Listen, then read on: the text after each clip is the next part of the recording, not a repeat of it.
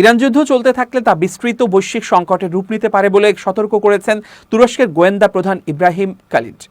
এর খেসারত পুরো পৃথিবীকে দিতে হবে বলে মনে করেন তিনি।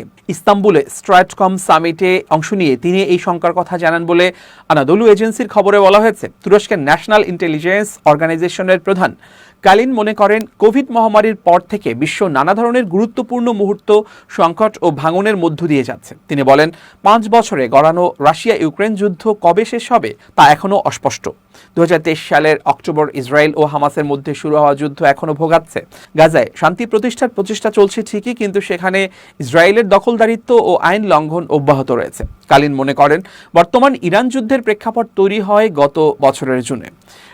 ওই সময় যুক্তরাষ্ট্র ও ইসরায়েলের সঙ্গে 12 দিন যুদ্ধ চলে ইরানের।